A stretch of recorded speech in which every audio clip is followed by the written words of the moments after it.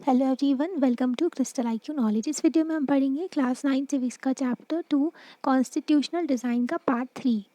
इनसे पहले वाले पार्ट में हमने कई सारी चीज़ें पढ़ी थी, तो आप पहले वो देखिएगा फिर इस पर आइएगा। तो हमने साउथ अफ्रीका की कॉन्स्टिट्यूशन जो उनकी जो स्ट्रगल था वो सब देखा। अपार्थाइड मूवमेंट चला था वहाँ पर, है ना। स्ट्रगल किया था उन्होंने। अपार्थाइड जो रेशियल सिस्टम हुआ करता था, डिस्क्रिमिनेशन करते थे वाइट और ब्लैक के बीच में, है ना। और फिर हमने देखा था कि एक न्यू कॉन्स्टिट्यूशन लिखा गया साउथ अफ्रीका में।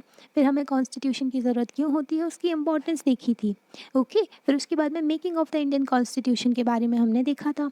अभी हम पढ़ेंगे क्या, guiding values of the Indian constitution. इस बुक में हम एक्सेक्ट प्रोविजंस देखेंगे हमारे संविधान में क्या क्या दिए गए हैं। पर इस स्टेज में हम देखेंगे फ़िलॉसफी क्या है हमारे कॉन्स्टिट्यूशन की। फ़िलॉसफी का मतलब होता है कि जो बेसिक प्रिंसिपल हैं जो कि गाइड करते हैं हमारी एक्शन और थॉट को।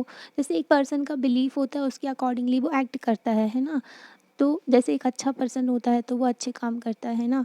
एक जैसे जैसे कि हमारे संविधान की अगर बेसिक फ़िलॉसफी देखी जाए तो हमारे प्रियम्बल में दिख सकती है कि हमारा संविधान सभी लोगों को इक्वल राइट्स देता है, इक्वल अपॉर्चुनिटी देता है ना। और किसी के साथ भी डिस्क्रिमिनेशन नहीं करते हैं, सभी को जस्टिस मिलना चाहिए, फ्रीडम होना चाहिए। तो ये हमारी फ़िलॉसफी है कॉन्स्टिट्यूशन की। तो हम इसको समझने के लिए कई सारे व्यूज़ देखेंगे। हमारे लीडर्स जो थे, जो संविधान जो बनाने वाले थे, तो उनके भी व्यूज़ है ना। जो हमारे लीडर जैसे कि महात्मा गांधी, उन्होंने संविधान जो कॉन्स्टिट्यूएंट असेंबली में तो नहीं थे, पर उनकी वैल्यूज़ को अडॉप्ट किया गया, कॉन्स्टिट्यूशन में रखा गया। Directive principles of state policy है जो कि वेलफेयर के लिए डायरेक्टिव्स देते हैं गवर्नमेंट को कि इस तरीके से आपको काम करना है। तो उसमें गांधीयन प्रिंसिपल भी रखे गए आर्टिकल्स में, तो हम उससे समझेंगे। और इम्पॉर्टेंट भी है कि हम अपने कॉन्स्टिट्यूशन को पढ़े, हम उसकी फ़िलॉसफी समझ सकें। तो हमारा प्रियम्बल जो है वो हमें दर्शाता है हमारे कॉन्स्टिट्यूशन की फ़िलॉसफी।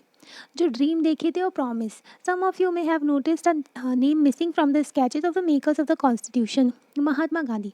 तो आपने देखा होगा कि जो अभी हमने कॉन्स्टिट्यूशन मेकर्स में भी नेम जो है उसमें महात्मा गांधी का भी नहीं आता है नाम, क्योंकि महात्मा गांधी कॉन्स्टिट्यूएंट असेंबली में प्रेजेंट नहीं थे, है ना। तो वो ना मेंबर नहीं थे कॉन्स्टिट्यूएंट असेंबली के। पर उनकी ना जो मेंबर्स थे उन्होंने उनके विजन को फॉलो किया, है ना। और फिर उनका जो विजन था, उनके जो थॉट्स थे, जैसे कि वो उनकी ना पहले सोशल मीडिया और टीवी और ये न्यूज़पेपर ही चला करता था बस।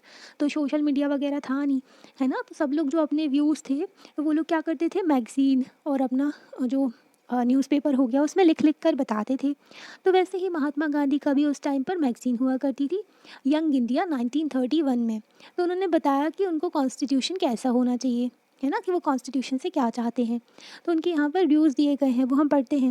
महात्मा गांधी कहते हैं कि उनको ऐसा इंडिया चाहिए, ऐसा इंडिया होना चाहिए कि जहाँ पर गुलामी ना हो, अधीनता ना हो।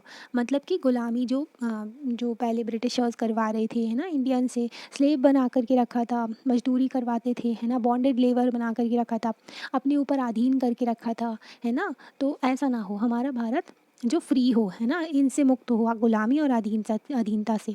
ऐसा भारत जहाँ पर जो गरीब व्यक्ति भी है, एक गरीब इंसान है ना सबसे, तो उसको भी लगे कि वो अपनी कंट्री के लिए कंट्रीब्यूट कर रहा है, वो उसी का देश है ना। ऐसा इंडिया जहाँ पर हाई क्लास और लो क्लास वाला डिवीज़न ना हो। ऐसा इंडिया जहाँ पर सारी कम्युनिटीज़ हार्मनी के साथ अच्छे से रहे, है ना, शांति से। ऐसा इंडिया जहाँ पर जो है ये अनटचेबिलिटी का कर्ज ना हो। पहले ना जो अनटचेबिलिटी चला करती थी बहुत ज़्यादा, जिसमें बहुत ज़्यादा डिस्क्रिमिनेशन हुआ करता था, भेदभाव होता था। ऐसा भारत जहाँ पर जो शराब वगैरह ना हो, ड्रग्स ना हो, है ना, कोई भी नशा ये सब ना करता हो, है ना, सभी लोग अच्छे से रहें। और विमेन जो है उनको इक्वल राइट्स मिले मैन की तरह ही। इससे ज़्यादा ना वो सेटिस्फाई नहीं हो पाएंगे, बोलते हैं कि ये तो बेसिक नीड है, ये तो होना ही चाहिए हमारे इंडिया में, है ना। फिर जो ड्रीम था हमारे इंडिया को, जो the dream of an India that was eliminated inequality was shared by B.R. Ambedkar, Dr. B.R. Ambedkar, who played a key role in the making of the constitution, but he had a different understanding of how inequalities could be removed. He often bitterly criticized Mahatma Gandhi and his vision. In the concluding speech of the Constituent Assembly, he stated his anxiety very clearly. यहाँ पर ये बोला गया है कि देखो, सभी लोग चाहते थे कि भारत आज़ाद हो, सभी लोग चाहते थे, जितने भी लीडर्स थे, कि ना हमारा इंडिया जो हो वहाँ पर डिस्क्रिमिनेशन ना हो, इनइक्वालिटीज़ ना हो। ओके, तो वैसे ही महात्मा गांधी और बी आर अम्बेडकर भी चाहते थे, पर इनके ना जो थॉट्स अलग अलग थे। मतलब कि जो ना ये इनका गोल तो एक ही था, पर इनका जो वे मतलब जो तरीका था ना जो अलग करने का, ये सब। महात्मा गांधी कहते थे कि हम ना अपील करेंगे हार्ट के थ्रू, मतलब कि हम लोगों को समझाएंगे, उनको सुधारेंगे, है ना, तो उनको प्यार से समझाएंगे तो वो समझ जाएंगे। पर बी आर अम्बेडकर कहते थे नहीं नहीं, ऐसे नहीं समझेंगे वो लोग, लॉ में लिखवाना पड़ेगा, कानून बनाना पड़ेगा, वरना फिर से यही सब डिस्क्रिमिनेशन, इनइक्वालिटीज़ चलती रहेगी हमारी कंट्री में। ऐसे ही अगर एग्जाम्पल दें आपको, तो जैसे कि सुभाष चंद्र बोस जो थे, वो चाहते थे आज़ादी लेना, आज़ादी चाहे उनको फ़ाइट भी करना पड़े अंग्रेज़ों से, है ना। उन्होंने अपनी खुद की नेशनल आर्मी को भी सपोर्ट किया था, है ना, जो आज़ाद हिंद फोर्स जो थी उसके थ्रू, है ना, वो लड़ाई भी करके लेना चाहते थे। पर ये महात्मा गांधी जो थे, वो चाहते थे कि पीस, जो नॉन वायलेंस के थ्रू हम आज़ादी को पाए, है ना। तो अलग अलग जो डिफरेंट उनके तरीके हुआ करते थे हमारे लीडर्स के, पर उनका गोल एक ही होता था, है ना। तो जैसे कि बी आर अम्बेडकर और महात्मा गांधी का देखा हमने, तो बी आर अम्बेडकर ने बहुत इंपॉर्टेंट रोल प्ले किया हमारे कॉन्स्टिट्यूशन को बनाने में, है ना, उसको लिखने में। इन्होंने ना, जो इनको father of the Indian constitution भी कहते हैं, इनकी बात भी सही थी, क्योंकि इन्होंने फेस की थी वो इनइक्वालिटी, अनटचेबल वाली फीलिंग, है ना, सब कुछ फेस किया था इन्होंने। इन्होंने देखा था डीपली कि कितना ज़्यादा हमारी सोसाइटी में घुसा हुआ है ये सब, और कितना ज़्यादा ये भेदभाव होता है इससे, है ना। तो महात्मा गांधी का विजन से ये इनका विजन अलग था। तो इन्होंने ना क्रिटिसाइज़ भी किया महात्मा गांधी को। ओके, और फिर इन्होंने जो कॉन्स्टिट्यूंट असेंबली में स्पीच दी, है ना, तो इससे हम इनके व्यूज़ समझते हैं। ओके, बी आर अम्बेडकर कहते हैं कि 26 जनवरी 1950 को, जिस दिन हमारा संविधान पूरी तरीके से इफेक्ट में आ गया था, इसलिए इस दिन को रिपब्लिक डे मनाते हैं। ओके, तो यहाँ पर लाइफ ऑफ कॉन्ट्रडिक्शंस में हम एंटर करने जा रहे हैं, जहाँ पर मतलब कि विरोधाभास भास भरे जीवन में एंटर करने जा रहे हैं, कि ऐसा जीवन जहाँ पर ना बहुत ज़्यादा इश्यूज होंगे, बहुत ज़्यादा अलग अलग जो प्रॉब्लम्स होंगी, है ना, ऐसे तरीके से।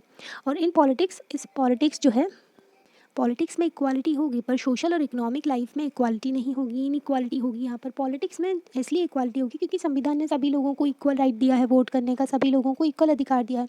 पर जो सोशल इकोनॉमिक लाइफ में जो सोशल इकोनॉमिक इनइक्वालिटी है, मतलब सोसाइटी में जो डिस्क्रिमिनेशन है जेंडर के बेसिस पे, कास्ट के बेसिस पे, रिलीजन के बेसिस पे, ये सब तो चलता रहेगा। और इकोनॉमिक बेसिस पे ये जो अमीर गरीब का जो डिफरेंस है, वो ये तो इनइक्वालिटी हमारी सोसाइटी में रहेगी। पॉलिटिक्स में हम सभी लोगों को वन मैन वन वोट दे रहे हैं, मतलब एक इंसान का एक वोट होगा, वन वोट की वन वैल्यू होगी। पर अगर हम देखें सोशल और इकोनॉमिक लाइफ में, सोसाइटी में देखें और इकोनॉमिक बेसिस पे, तो गरीब अमीर और जो डिस्क्रिमिनेशन वाला सिस्टम है, तो वहाँ पर ना सोशो इकोनॉमिक स्ट्रक्चर में हम डिनाई करेंगे, लोगों को नहीं दे रहे हैं वन मैन वन वैल्यू, मतलब एक इंसान की एक वैल्यू है, तो हम वैल्यू ही नहीं करेंगे, है ना। तो इंसानों की, क्योंकि जो सोशल इकोनॉमिक स्ट्रक्चर है, अमीर गरीब का फ़र्क है। इवन जो पॉलिटिशियंस है वो भी अपने आप को पता नहीं क्या समझने लगे हैं अभी, तो है ना।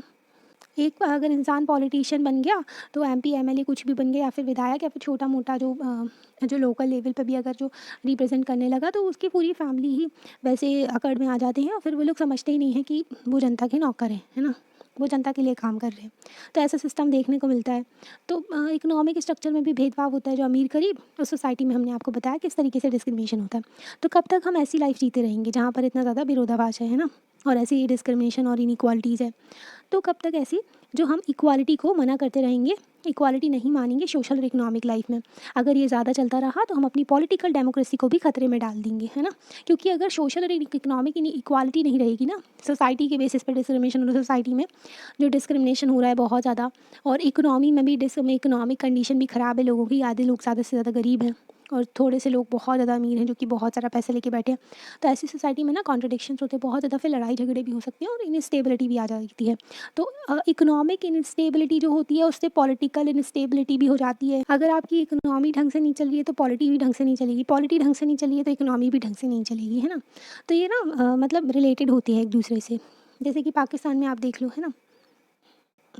हाँ, तो वहाँ पर ना तो इकोनॉमी ढंग से चलती है, ना पॉलिटी ढंग से चलती है। वहाँ पर मिलिट्री रूल हो जाता है, वहाँ पर जो उनके जो रूलर्स हैं, जो उनके लीडर्स हैं, तो वो भी मिलिट्री के कब्ज़े में चलते हैं, है ना। तो छोड़ो उनकी बात, अपने इंडिया को देखते हैं। तो यहाँ पर ना जवाहरलाल नेहरू की भी स्पीच दी गई है कॉन्स्टिट्यूएंट असेंबली में 15 अगस्त, जो मिडनाइट में 15 अगस्त 1947 को ये स्पीच उन्होंने दी थी, रात में जब आज़ादी मिलने वाली थी। ट्रस्ट विद डेस्टिनी बहुत ही इंपॉर्टेंट स्पीच है जो नेहरू जी की, मतलब कि मीटिंग करना जो अपनी डेस्टिनी से है ना, डेस्टिनी जो अपनी नियति से मिलना, है ना। तो अब टाइम आ गया है कि जो उन्होंने जो वादे किए थे तो उसको फुलफ़िल करना है ना। अगर पूरे नहीं तो थोड़े बहुत तो करें ही। अभी रात में जो है, जब पूरा दुनिया सो रही है, तब इंडिया जो है उसको फ्रीडम मिलेगी। इंडिया जाग रहा है और इंडिया को फ्रीडम मिलेगी। वो समय आ गया है जब हिस्ट्री में कभी कभी जो है एक ओल्ड जो ख़त्म होता है एरा, और नया युग शुरू हो रहा है ना। जो हमारे नेशन की जो आत्मा को दबाया गया था, अब वो फ्रीडम पा रही है ना। तो अब जो है हमारा देश जो है सोवरेन हो जाएगा, है ना, अपने अपने डिसीजंस खुद लेंगे हम, है ना। और हम प्लेज ऑफ डेडिकेशन ले रहे हैं वो कि जो सर्विस जो इंडिया करेंगे, मतलब कि वो देश के लोगों की सेवा करेंगे, है ना, देश के लिए काम करेंगे अब, है ना। तो ये वो प्रेज ले रहे हैं कि जो जनता के लिए, ह्यूमैनिटी के लिए, है ना, मानवता के लिए वो काम करेंगे आगे। आज़ादी और पावर दोनों चीज़ मिली है इनको, तो वो रिस्पॉन्सिबिलिटी लेकर के आई है ना।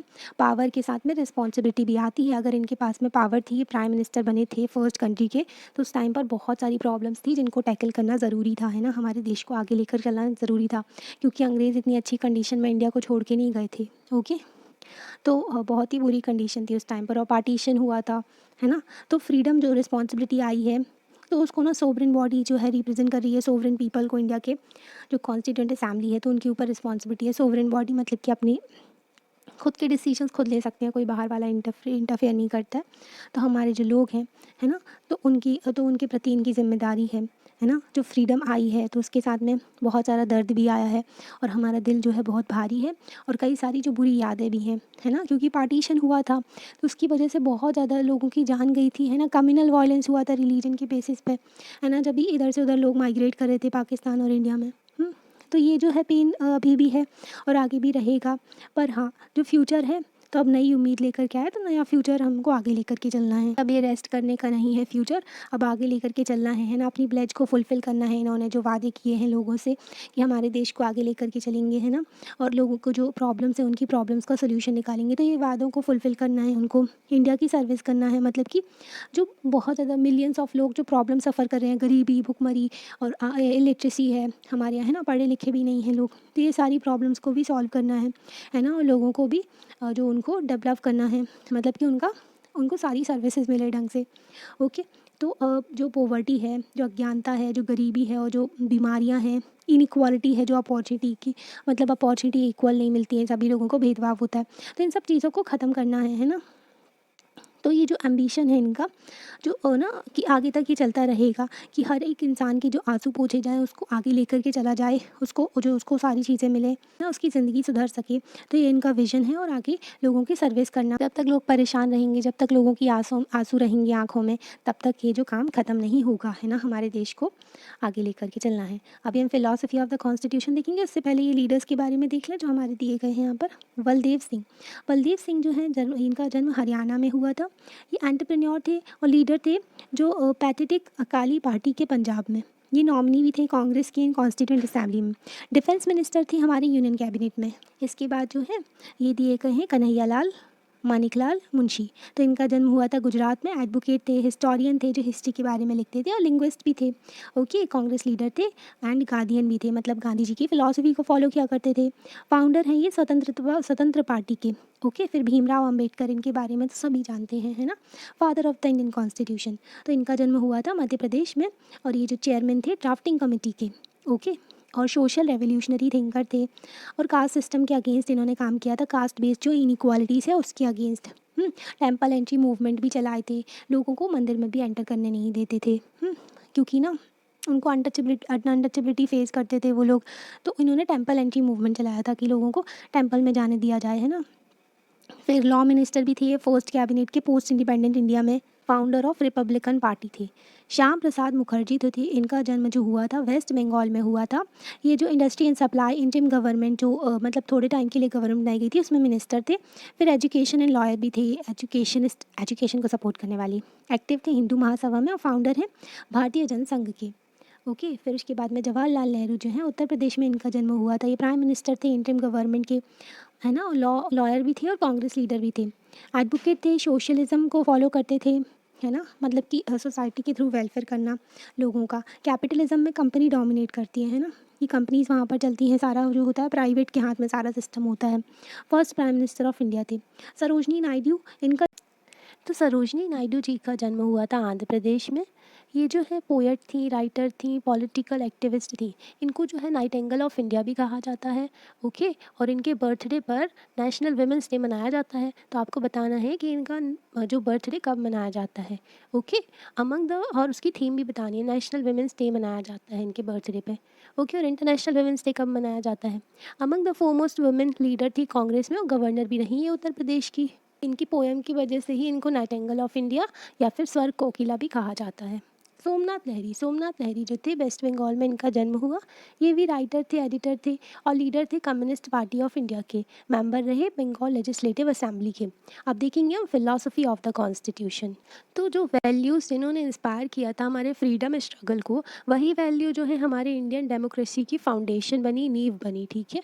और फिर उन्हीं वैल्यूज़ को कॉन्स्टिट्यूशन में भी लिखा गया, इंडियन कॉन्स्टिट्यूशन में। और जो प्रियम्बल होता है उसको इंट्रोडक्शन ऑफ द कॉन्स्टिट्यूशन भी कहते हैं, प्रीफेस ऑफ द कॉन्स्टिट्यूशन भी कहते हैं। वो बता देता है प्रियम्बल कि इसमें है क्या, आखिर आपके कॉन्स्टिट्यूशन में दिया क्या गया है ना, बेसिक चीज़ क्या है। तो preamble in short summary of the constitution भी कह सकते हो, जो कि इंट्रोडक्शन देता है आपको, ठीक है। और फिर है ना ये जो वैल्यूज़ हैं यही आर्टिकल्स में भी लिखी गई हमारे संविधान के। इन्हीं वैल्यूज़ के थ्रू जो है आर्टिकल में डिफरेंट राइट्स दिए गए, ठीक है, और ड्यूटीज़ दी गई, और गवर्नमेंट का क्या ड्यूटीज़ है, गवर्नमेंट की पावर्स क्या है, ये सारी चीज़ें लिखी गई इन सब में। प्रियम्बल जो कॉन्स्टिट्यूशन शुरू होता है एक शॉर्ट स्टेटमेंट से, बेसिक वैल्यूज से, ठीक है। बेसिक वैल्यूज़ बताई गई हैं उसमें, उसको प्रियम्बल ऑफ द कॉन्स्टिट्यूशन कहते हैं। कॉन्स्टिट्यूशन शुरू किससे होता है, कुछ बेसिक वैल्यूज़ बताई गई हैं जो कि इंट्रोडक्शन दिया गया है कॉन्स्टिट्यूशन का, तो उसी को प्रियम्बल ऑफ द कॉन्स्टिट्यूशन भी कहते हैं।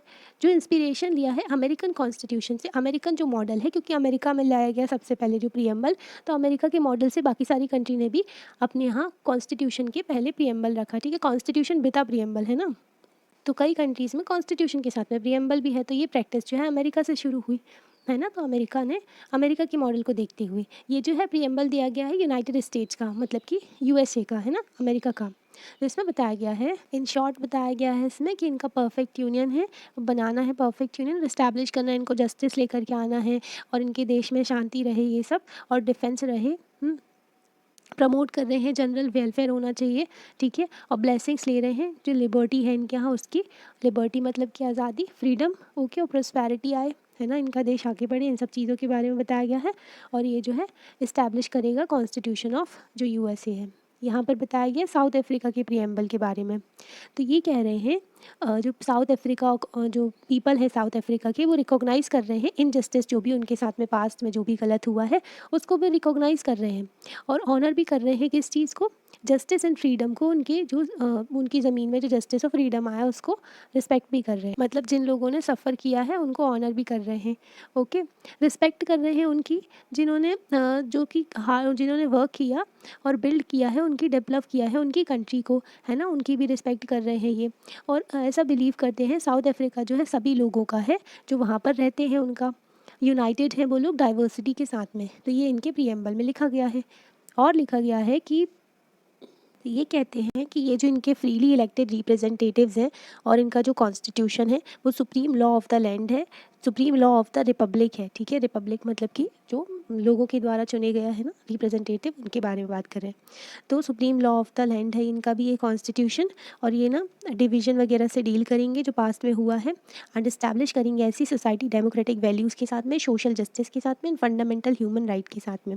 ये फाउंडेशन रख रहे हैं डेमोक्रेटिक एंड ओपन सोसाइटी का, गवर्नमेंट के जो गवर्नमेंट होगी वो विल ऑफ द पीपल पे काम करेगी, मतलब कि जो लोगों की इच्छाएं हैं, जो लोगों के अकॉर्डिंगली काम करेगी, है ना, क्योंकि वो डेमोक्रेसी है, ओके। और हर कोई सिटीजन्स जो है प्रोटेक्ट किया जाएगा लॉ के थ्रू, है ना, इक्वली प्रोटेक्टेड, मतलब किसी के साथ भी भेदभाव नहीं होगा, लॉ सभी को इक्वली ट्रीट करेगा, और इम्प्रूव करेंगे ये quality of life her citizen की और हर पर्सन की, ठीक है। और यूनाइटेड जो है ना, ये लोग यूनाइटेड रहेंगे, और डेमोक्रेटिक जो साउथ अफ्रीका है इनका, और ना ये राइटफुल प्लेस रहेंगे सोवरेन स्टेट के तौर पे, मतलब इनकी संप्रभुता है, ये अपने डिसीजंस खुद ले सकते हैं, किसी के ऊपर डिपेंडेंट नहीं है, है ना, मतलब कोई और कंट्री इनके ऊपर दबाव डाल के इनके डिसीजंस नहीं लेंगी, है ना, ना ही बदलेंगी, ओके। तो मतलब ये सोवरेनिटी दिखा रहे हैं अपनी, ओके। और फिर इनके जो कॉन्स्टिट्यूशन बताया गया इनका, यहाँ पर साउथ अफ्रीका का देखा हमने प्रियम्बल, और यहाँ पर यूएस का देखा, पर इतना इंपॉर्टेंट नहीं है जितना अपना प्रियम्बल इंपॉर्टेंट है ना। तब हम देखेंगे अपनी प्यारी कंट्री का कॉन्स्टिट्यूशन का सबसे प्यारा प्रियम्बल, ओके, जो वर्ल्ड का सबसे अच्छा preamble. Let us read the preamble of our constitution very carefully and understand the meaning of each of its keyword. तब हम अपने प्रियम्बल को अच्छे से समझेंगे और हर कीवर्ड को अपने जो प्रियम्बल का है उसको समझेंगे। प्रियम्बल जो है हमारे कॉन्स्टिट्यूशन का एक पोयम की तरह है डेमोक्रेसी की। इतना प्यारा प्रियम्बल है, आपको याद होना चाहिए। और ये प्रियम्बल है ना, अपने संविधान के बारे में बेसिक चीज़ तो पता होनी चाहिए, कि आपको पता होना चाहिए कि कॉन्स्टिट्यूशन में, इंडिया के कॉन्स्टिट्यूशन में क्या दिया है ना, आपके बेसिक राइट्स पता चल जाते हैं यहाँ से। इसमें फ़िलॉसफी दी गई है जिसपे हमारा पूरा कॉन्स्टिट्यूशन बिल्ड है, मतलब कि बेसिक चीज़ दी गई है यहाँ पर, जो फंडामेंटल प्रिंसिपल्स क्या हैं, ठीक है, तो उनके ऊपर हमारा कॉन्स्टिट्यूशन टिका हुआ है। ये जो है स्टैंडर्ड प्रोवाइड करते हैं एग्जामिन करने के लिए और एवेल्युएट करने के लिए कोई भी लॉ बनाया गया है या फिर कोई एक्शन लिया है गवर्नमेंट ने, ठीक है, चाहे वो अच्छा हो चाहे बुरा हो, है ना। तो मतलब कि ये प्रीएम्बल क्या करता है, एक तो ये इंट्रोडक्शन है, ठीक है, प्रीफेस भी, समरी भी कह सकते हो आप कॉन्स्टिट्यूशन की, और ये जो है कोर्ट को गाइड भी करते हैं कि कोई भी अगर लॉ है, कोई भी एक्शन लिया है गवर्नमेंट ने, कोई भी काम किया है, चाहे वो अच्छा हो बुरा हो, तो किस तरीके का काम है, क्या वो अकॉर्डिंग टू कॉन्स्टिट्यूशन है ना। तो प्रीएम्बल से भी ये पता चल जाता है। तो अगर वो अकॉर्डिंग टू कॉन्स्टिट्यूशन है, लोगों के भले के लिए है, तो उसको कंटिन्यू करते हैं, नहीं रहता है तो कोर्ट उसको नल एंड वॉइड कर देता है, ठीक है, खारिज कर देता है, वो नहीं चलता फिर कानून वो वाला, ठीक है। It is the soul of the Indian constitution, preamble soul है हमारे कॉन्स्टिट्यूशन की। एक बार सब पहले प्रीएम्बल को पढ़ना। We the people of India having solemnly resolve to constitute India into a sovereign socialist secular democratic republic and to secure all its citizens justice, social, economic, political, liberty of thought, expression, belief, faith and worship, equality of status and opportunities, and to promote among them all fraternity, assuring the dignity of the individual and the unity and integrity of the nation. In our Constituent Assembly, this 26th day of November 1949, do hereby adopt, enact and give to ourselves this Constitution. Basic values, basic fundamental principles क्या है इसमें है, देखो, be the people of India, sovereign, socialist, secular, democratic Republic, ये हर किसी का, हर जो है हर सिटीजन को मिलेगा क्या, जस्टिस, लिबर्टी, इक्वालिटी, फ्रेटर्निटी होनी चाहिए, है ना। 26 डे ऑफ नवंबर, 26 नवंबर को हमारे यहाँ कॉन्स्टिट्यूशन डे मनाया जाता है ना। तो 1949 को अडॉप्ट किया गया था प्रीएम्बल हमारे कॉन्स्टिट्यूशन में, है ना। पर जो प्रॉपरली हमारा कॉन्स्टिट्यूशन फोर्स में आया था 26 जनवरी को, इसलिए रिपब्लिक डे 26 जनवरी को मनाते हैं। कुछ वर्ड्स जो हैं हमारे प्रीएम्बल में बाद में ऐड किए गए थे, संविधान में संशोधन करके, मतलब कि चेंज करके बाद में ऐड किए गए। तो उसको क्या बोलते हैं, चेंज करते हैं जो भी, तो उसको बोलते हैं कॉन्स्टिट्यूशनल अमेंडमेंट। तो 42nd कॉन्स्टिट्यूशनल अमेंडमेंट किया गया था 1976 में, जब हमारे देश में इमरजेंसी लगी हुई थी। इमरजेंसी में गवर्नमेंट की पावर बहुत ज़्यादा बढ़ जाती है, ओके। तो उस टाइम पर सोशलिस्ट, सेक्युलर वर्ड ऐड किया गया था और इंटीग्रिटी वर्ड भी ऐड किया गया था कॉन्स्टिट्यूशन में। इंटीग्रिटी यहाँ पर ये देखिए, ये जो इंटीग्रिटी दिया गया ना, ये भी ऐड किया गया था। अब हम समझेंगे अपने प्रीएम्बल को। We the people of India, इसका मतलब है कॉन्स्टिट्यूशन जो है ड्रॉ किया गया है, इनेक्ट किया गया है पीपल के थ्रू, है ना, उनके रिप्रेजेंटेटिव्स के through, and not handed down to them by a king or any outside power. तो जो कॉन्स्टिट्यूशन ऑफ इंडिया है, उन जो कॉन्स्टिट्यूशन है ना, तो वो लोगों का है और लोगों के द्वारा उनके रिप्रेजेंटेटिव के थ्रू ये आया है ना, ना कि कोई किंग या फिर किसी आउटसाइड कोई बाहर की पावर जो है, कोई बाहर की कंट्री है, उन्होंने हमको दिया है, ओके। तो सबसे पहले क्या है, पीपल है, लोग हैं इंडिया के, सबसे पहले जो सिटीजन्स हैं इंडिया के। फिर आता है sovereign, people have supreme right to make decisions on internal as well as external matters, no external power can dictate the government of India. मतलब कि हमारे जो सारे एक्सटर्नल इंटरनल अफेयर्स हैं, इंटरनल अफेयर्स हो चाहे एक्सटर्नल अफेयर्स हो, कोई भी डिसीजन है हमारी कंट्री खुद लेती है, कोई बाहर की कोई पावर हमको डिक्टेट नहीं करेगी कि इंडिया को ऐसा करना चाहिए, है ना। सोशलिस्ट, सोशलिस्ट का मतलब क्या है, wealth is generated socially and should be shared equally by the society, government should regulate the ownership of land and industry to reduce socio economic inequalities. हमने बी आर अम्बेडकर की स्टेटमेंट पढ़ी थी ना कि जो सोशल इकोनॉमिक इनइक्वालिटी रहेगी ना, तो उसकी वजह से पॉलिटिकल जो इक्वालिटी भी खतरे में पड़ जाएगी और हमारी डेमोक्रेसी भी। तो सोशलिस्ट का मतलब है कि वेल्थ जो है सभी लोग जनरेट करते हैं ना और शेयर करते हैं इक्वली, ओके, सोसाइटी में। तो गवर्नमेंट को रेगुलेट करना है जो ओनरशिप ऑफ है लैंड की है, मतलब कि ज़मीन की जो उनकी ओनरशिप है जो लोगों की, और ना रिड्यूस करना है जो सोशो इकोनॉमिक इनइक्वालिटीज़ है ना। तो ऐसे वेलफेयर मेजर्स लेने हैं ताकि सोशल इकोनॉमिक इनइक्वालिटी को हटा सके, मतलब कि सोसाइटी में कोई भी डिस्क्रिमिनेशन ना हो और इकोनॉमिक स्टेटस भी लोगों का इम्प्रूव हो सके, है ना, उनकी लाइफ बेटर हो सके। फिर secular, citizens have complete freedom to follow any religion but there is no official religion, government teach all religious beliefs and practices with equal respect, okay. तो सेक्युलर का मतलब क्या है कि कोई भी जो सिटीजन्स है हमारी कंट्री के, उनको right to freedom of religion है, ठीक है, वो कोई भी रिलीजन को फॉलो कर सकते हैं। हाँ, तो इसका मतलब ये नहीं है कि वो किसी को कन्वर्ट कर सके, है ना, मतलब फोर्सफुली। तो सभी लोगों को अधिकार है कि वो अपने रिलीजन को फॉलो कर सकते हैं। और हाँ, और किसी जो हमारी गवर्नमेंट का कोई ऑफिशियल रिलीजन नहीं है, मतलब हमारी कंट्री का कोई ऑफिशियल रिलीजन नहीं है, सभी रिलीजियस बिलीफ को इक्वली रिस्पेक्ट दिया जाता है, सारी प्रैक्टिसेस को, है ना। और जो प्रैक्टिसेस हमारे हमारी बेसिक वैल्यूज़ जैसे कि इक्वालिटी है उसको खतरा पहुंचाते हैं, तो उस जो प्रैक्टिस को हटा दिया जाता है ना। तो उस पर गवर्नमेंट का इंटरवेंशन होता है, जैसे कि अनटचेबिलिटी जो है हमारी सोसाइटी में डिवाइड क्रिएट कर रही थी, और जो इनह्यूमन प्रैक्टिस थी तो उसको हटा दिया गया है ना, उसको क्रिमिनलाइज कर दिया गया है ना। तो सेक्युलर का मतलब है कि जो हमारी कंट्री का कोई ऑफिशियल रिलीजन नहीं है, सभी रिलीजन को इक्वल वैल्यू देती है हमारी कंट्री, रिस्पेक्ट करती है और हर सिटीज़न अपने रिलीजन को फॉलो कर सकते हैं। अगर देखें ना तो दूसरी कंट्री सेक्युलर नहीं होती है, जैसे कि आप पाकिस्तान को देख लो तो वहाँ पर जो है एक पर्टिकुलर रिलीजन स्टेट का रिलीजन है ना, जैसे कि सऊदी अरेबिया हो गया, तो वहाँ पर रिलीजियस स्टेट होते हैं, मतलब जो उनका जो कॉन्स्टिट्यूशन से ऊपर रिलीजन हो जाता है, पर हमारे यहाँ कॉन्स्टिट्यूशन सबसे ऊपर है। डेमोक्रेटिक, हमारी डेमोक्रेटिक है, इतनी लार्जेस्ट डेमोक्रेसी है हमारी कंट्री लार्जेस्ट डेमोक्रेसी है ना, मदर ऑफ ऑल डेमोक्रेसीज भी कहा जाता है। The form of government where people enjoy equal political right, elect their rulers and hold them accountable, the government is run according to some basic rules. तो ऐसी government जहाँ पर जो है पीपल एंजॉय करते हैं पॉलिटिकल राइट्स, है ना, उनके पास में इलेक्शन में जो खड़े होने का भी राइट होता है कि वो इलेक्शन में पार्ट ले सके, उनके पास में जो है वोट करने का राइट होता है, अपने रिप्रेजेंटेटिव को चुनने का राइट होता है, ठीक है। और अगर वो रिप्रेजेंटेटिव कुछ गलत काम करता है तो उसको अकाउंटेबल ठहराने का भी राइट होता है ना। गवर्नमेंट को जो बेसिक रूल्स के अकॉर्डिंगली एक्ट करना पड़ता है ना। वो गवर्नमेंट के पास में अनलिमिटेड पावर नहीं है कि वो कुछ भी कर सके अपनी मनमानी, ऐसा नहीं चलता है ना। अगर दूसरी कंट्रीज़ में देखें तो वहाँ पर ऐसा होता है, जैसे नॉर्थ कोरिया देख लो, वहाँ पर ना जो अथॉरिटेरियन चलता है, जो किम किम ओंग जुंग है वहाँ का लीडर, तो वो जो चाहे वो करता है ना। जैसे चाइना में देख लो तो वहाँ पर डेमोक्रेसी नहीं है, डेमोक्रेसी में जो लोगों का शासन होता है। रिपब्लिक, रिपब्लिक का मतलब क्या हुआ, हेड ऑफ द स्टेट जो है इलेक्टेड पर्सन होगा, नॉट अ हेरिडिटरी पोजीशन में।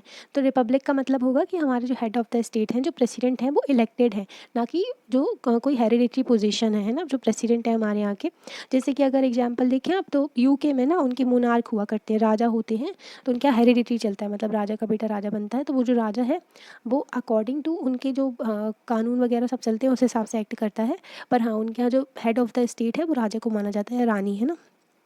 पर हमारे यहाँ ऐसा नहीं है, ठीक है। हमारे यहाँ जो elected head of the state होते हैं। जस्टिस सिटीज़न को है, के नॉट बी डिसीजस जो है उनके साथ में डिस्क्रिमिनेशन नहीं होना चाहिए, कास्ट के बेसिस पर, रिलीजन के बेसिस पर, जेंडर के बेसिस पर, किसी भी बेसिस पर उनके साथ में डिस्क्रिमिनेशन नहीं होना चाहिए। सोशल इनइक्वालिटीज़ को रिड्यूस करना है, ठीक है, जो भी भेदभाव हो रहा है उसको ख़त्म करना है ना। गवर्नमेंट को वर्क करना चाहिए वेलफेयर हो लोगों का, है ना, सभी लोगों के अच्छे के लिए, भले के लिए काम करना चाहिए। और जो वनरेबल सेक्शन है, जो डिसएडवांटेज ग्रुप है, उनके लिए और ज़्यादा काम करना चाहिए। तो ये जस्टिस के बारे में बताते हैं, है ना। सोशल इकोनॉमिक पॉलिटिकल जस्टिस बताया गया है। जस्टिस है ना, सोशल इकोनॉमिक पॉलिटिकल, ये जो है हमने यूएसएसआर के कॉन्स्टिट्यूशन से इंस्पायर होके लिया है। जैसे कि जो यूएसएसआर में है ना जस्टिस की बात करते हैं वो लोग, सोशल इकोनॉमिक पॉलिटिकल, वैसे ही लिबर्टी, इक्वालिटी एंड फ्रेटर्निटी, ये फ्रेंच के कॉन्स्टिट्यूशन से, फ्रेंच जो रेवोल्यूशन हुआ था ना, वहाँ से इंस्पायर चीज़ है ये। तो लिबर्टी जो है, जो भी हमारे संविधान के लिए अच्छा था उसको हमारी कंट्री में लाया गया और फिर उसको मॉडिफाई करके हमारे संविधान में लिखा गया है ना, जैसा हमारे सिटीजन्स के अकॉर्डिंगली, है ना। तो लिबर्टी का मतलब क्या है, कोई अनरीजनेबल रिस्ट्रिक्शन नहीं है, सिटीजन के पास में फ्रीडम है। आप देख सकते हो कितनी फ्रीडम रहती है हमारे यहाँ, कुछ भी बोल देते हैं किसी को भी, जो अगर पॉलिटिकल लीडर है उसको भी। चाइना में देखो, अगर उनके प्रेसिडेंट के खिलाफ जो भी कुछ भी बोलता है, चाहे वो बहुत बड़ा कोई जो जैसे कि जैकमा था, तो उसने कुछ बोल दिया था तो उसको उठवा दिया था, कई हफ्तों तक वो गायब हो गया था, है ना। सऊदी अरेबिया में भी कुछ नहीं बोल सकता कोई किसी जो लीडर के खिलाफ। पर हमारे यहाँ लिबर्टी होती है, पर लिबर्टी इतनी नहीं होनी चाहिए कि किसी की फ्रीडम को हर्ट करे, है ना। आप अपनी फ्रीडम एंजॉय करो, सामने वाले के राइट्स की भी रिस्पेक्ट करनी चाहिए हमें, है ना। तो अनरीजनेबल रिस्ट्रिक्शन नहीं है, ठीक है। सिटीजन जैसे चाहें वैसे रह सकते हैं, एक्सप्रेस कर सकते हैं अपने थॉट्स को, जो भी उनके माइंड में है, ठीक है। और जो है ना, जो विश करते हैं, और अपने एक्शंस को भी, है ना, तो अपने राइट्स को अच्छे से वो इंजॉय कर सकते हैं। इक्वालिटी, सभी लोग इक्वल हैं लॉ के सामने, है ना। और ट्रेडिशनल इनइक्वालिटीज़ जो है उसको ख़त्म करना चाहिए, जो भी इनइक्वालिटीज़ है हमारी सोसाइटी में, है ना। और गवर्नमेंट को इंश्योर करना चाहिए इक्वल अपॉर्चुनिटी हो सभी लोगों के लिए, है ना, सभी लोगों के पास में इक्वल अपॉर्चुनिटी हो कि वो अपना डेवलपमेंट कर सके, ग्रोथ कर सके और आगे बढ़ सके। Fraternity, all of us should behave if as we are the members of the same family, no one should treat a fellow citizen as a inferior. Fraternity मतलब कि भाईचारा, सभी लोगों को अच्छे से रहना है ना, सभी लोगों की फैमिली मेम्बर की तरह रहना है। किसी भी कोई भी जो है किसी को इन्फीरियर सुपीरियर ट्रीट नहीं होगा, ट्रीटमेंट नहीं होगा, और हमें हर किसी की रिस्पेक्ट करनी चाहिए। तो ये बताया गया, ये हमारा प्रीएम्बल था। ओके, अब हम देखेंगे इंस्टीट्यूशनल डिज़ाइन के बारे में। A constitution is not merely a statement of values and philosophy. तो हमने देखा कॉन्स्टिट्यूशन ना तो सिर्फ वैल्यूज़ और फिलॉसफी नहीं है, इसमें और भी चीज़ें हैं। जैसे कि हमने देखा कॉन्स्टिट्यूशन जो है इसमें बेसिक वैल्यूज़ दी गई हैं, इंस्टीट्यूशनल अरेंजमेंट किया गया है। ये जो कॉन्स्टिट्यूशन है यही जो है हमारे इंस्टीट्यूशनल अरेंजमेंट किया गया है, इसी के थ्रू हमारा जो इंस्टीट्यूशन है वो अरेंज किए गए हैं प्रॉपर्ली, है ना। तो ये जो डॉक्यूमेंट है ये ऑल अबाउट अरेंजमेंट के बारे में बताया गया है ना कॉन्स्टिट्यूशन में। लॉन्ग और डिटेल डॉक्यूमेंट है, हमारा संविधान बहुत बड़ा है, ठीक है। और इसमें ना जैसे कि जो है 12 शेड्यूल हैं, 22 पार्ट्स हैं और 395 समथिंग आर्टिकल हैं। और भी ज़्यादा ऐड किए जाते हैं जब किसी आर्टिकल के सामने कैपिटल लेटर होता है, मतलब कि उसको अमेंडमेंट के थ्रू ऐड किया गया है ना। तो और ज़्यादा जो ब्रॉड है हमारा कॉन्स्टिट्यूशन डिटेल डॉक्यूमेंट है, therefore it needs to be amended quite regularly to keep it updated. क्योंकि ना जो हमारे संविधान को ना अपडेटेड रखने के लिए, इतना पुराना संविधान फिर भी इतने अच्छे से हमारे देश को आगे लेकर के चल रहा है, ये बड़ी बात होती है। वरना कई कंट्रीज अपना संविधान दोबारा लिखती है, परेशानी होती रहती है संविधान के लिए, जैसे कि नेपाल हो गया है ना। तो हमारे संविधान में अमेंडमेंट करके उसको अपडेटेड रखते हैं, है ना। Those who crafted the Indian constitution felt that it has to be in accordance with the people's aspirations and changes in society. जिन्होंने हमारे संविधान को बनाया है ना, तो उन लोगों के दिमाग में ये था कि लोगों की एस्पिरेशन के अकॉर्डिंगली होना चाहिए ये, और चेंजेस भी हो सके। जब सोसाइटी में चेंजेस होते हैं तो उसके अकॉर्डिंगली हमारे संविधान में भी चेंजेस होने चाहिए। They did not see it as a sacred, static and unalterable law. इसको कोई ऐसा नहीं मानते कि ये बस ये लिखा हुआ है तो इसको ही फॉलो करना पड़ेगा, इसमें चेंजेस पॉसिबल है। और ऐसा नहीं है कि लॉ को आप चेंज नहीं कर सकते, आप चेंज भी कर सकते हैं ना। सो दे मेड प्रोविजंस, तो प्रोविजंस लाए गए ताकि हम टाइम टू टाइम अपने कॉन्स्टिट्यूशन को चेंज कर सकें। जो भी चेंजेस लाने हुए हमको, है ना, तो उसको कॉन्स्टिट्यूशनल अमेंडमेंट कहते हैं। आर्टिकल 368 के तहत आप कॉन्स्टिट्यूशन को अमेंड कर सकते हैं, है ना। आर्टिकल 368 के तहत, है ना। कुछ चीज़ें अमेंड करना इजी हो जाता है, कुछ चीज़ों को अमेंड करना संविधान की बहुत मुश्किल है। बेसिक स्ट्रक्चर को आप चेंज नहीं कर सकते हैं संविधान के, ठीक है। तो ये चीज़ें भी हैं, आपको केसेस भी बताएंगे हम आगे चल के, ओके। तो बेसिक स्ट्रक्चर का केस वैसे आप याद रख सकते हो। 1973 में केस वनंद भारती केस हुआ था, जिसमें 13 जजेस की बेंच ने रूल किया था कि बेसिक स्ट्रक्चर के अकॉर्डिंगली ही काम होगा। मतलब कि जो गवर्नमेंट है ना, कुछ भी अमेंड कर सकती है संविधान में, पर बेसिक स्ट्रक्चर को अमेंड नहीं कर सकती। और उन्होंने बताया भी नहीं कि जो सुप्रीम कोर्ट ने, कि बेसिक स्ट्रक्चर होता क्या है। बोलते हैं ये तो हम लॉ बाय लॉ डिफाइन करेंगे, है ना। मतलब कि फंडामेंटल राइट बेसिक स्ट्रक्चर है, गवर्नमेंट नहीं, जो फंडामेंटल राइट को नहीं हटा सकती है ना। डीपीएस भी बेसिक स्ट्रक्चर है, जुडिशियल रिव्यू बेसिक स्ट्रक्चर है ना। तो प्रीएम्बल भी हमारी पार्ट है कॉन्स्टिट्यूशन का, है ना।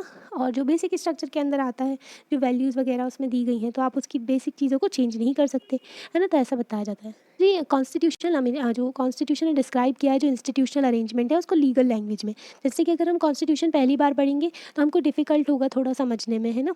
पर हम जो बेसिक इंस्टीट्यूशनल डिज़ाइन इतना डिफ़िकल्ट नहीं है कि आप अंडरस्टैंड ना कर सकें, है ना, समझ सकते हैं बाद में, है ना। Like any constitution, the Indian constitution lays down a procedure for choosing person to govern the country. तो जैसे हमारे यहाँ कई सारे इंस्टीट्यूशन हैं ना, एग्जीक्यूटिव है, लेजिस्लेचर है, जुडिशरी है ना। तो इन सब को जो है, जैसे कि अगर देखें तो हमारे संविधान में लिखा गया है कि किस तरीके से पर्सन जो है वो जो भी पर्सन हमारी कंट्री को रूल करेगा, गवर्न करेगा, तो उसको चुनना कैसे है, ये सारी चीज़ें भी लिखी गई हैं, है ना। वो पावर क्या है उसकी, ठीक है। It will define who will have the much power to take which decision. तो कौन की किसकी पावर है, लिमिटेड पावर होती है गवर्नमेंट की, क्योंकि कॉन्स्टिट्यूशन ने डिफाइन कर रखी है कि ये पावर्स है गवर्नमेंट की। एंड लिमिट करते हैं गवर्नमेंट के ऊपर, है ना, कि जो प्रोवाइड करते हैं राइट्स सिटीजन को, दैट कैन नॉट बी वॉलेटेड। जैसे कि फंडामेंटल राइट्स जो है ना, ये जो है लिमिट करते हैं गवर्नमेंट की पावर को, क्योंकि ये सिटीजन्स के अधिकार हैं। ये राइट्स ना हर सिटीजन को पता होना चाहिए, पर लोग पढ़ते ही नहीं हैं, जानते ही नहीं है कि संविधान ने उनको कितने सारे अधिकार दिए हैं। अगर इन राइट्स का वॉलेशन होता है, वो डायरेक्टली सुप्रीम कोर्ट में जा सकता है कोई भी इंसान। The remaining 3 chapters in this books are about these 3 aspects of the working of Indian constitution. तो आगे के जो चैप्टर्स हैं उसमें देखेंगे हम और इंडियन कॉन्स्टिट्यूशन की वर्किंग के बारे में। We shall look at the some key constitutional provisions in each chapter. हर चैप्टर में हम कॉन्स्टिट्यूशनल प्रोविजन के बारे में जानेंगे और हम समझेंगे कि डेमोक्रेटिक पॉलिटिक्स वर्क कैसे करते हैं, ठीक है। बट इस टेक्स्ट बुक में हमने all the salient features of the institutional design को सारी चीज़ें कवर नहीं होंगी, कुछ जो है आगे की टेक्स्ट बुक में भी कवर होंगी, जैसे आगे की पॉलिटिकल जो सिविक्स की बुक्स है उसमें कवर होंगी, है ना। तो कॉन्स्टिट्यूशन को पढ़ना चाहिए, हर किसी को जानना चाहिए। कोल्लम डिस्ट्रिक्ट जो है केरला का, कोल्लम डिस्ट्रिक्ट जो है, तो यहाँ पर ना जो कॉन्स्टिट्यूशनली लिटरेट कहते हैं, कॉन्स्टिट्यूशनली लिटरेट डिस्ट्रिक्ट कहते हैं, फर्स्ट कॉन्स्टिट्यूशनली लिटरेट है डिस्ट्रिक्ट कंट्री का। यहाँ पर जो बच्चा भी है, कोई बड़ा है चाहे बुजुर्ग है, हर किसी को कुछ बेसिक चीज़ें पता है संविधान की, जैसे कि फंडामेंटल राइट्स हो गए, उनको अधिकार पता है, प्रीएम्बल पता है अपने, है ना। तो हर किसी को पता होना चाहिए। केरला में तो पहला डिस्ट्रिक्ट बना ये कंट्री का जहाँ पर कॉन्स्टिट्यूशन के बारे में लोगों को पता है ना। तो आपको कैसा लगता है ये जो लेक्चर है, मतलब एक्सप्लेनेशन, आप लाइक करके बता सकते हैं, चैनल को सब्सक्राइब भी कर सकते हो और अपनी फ्रेंड्स को शेयर भी कर सकते हो। और कोई इंप्रूवमेंट की ज़रूरत है तो वो रिकमेंड कर सकते हैं आप कमेंट बॉक्स में। Okay, thank you.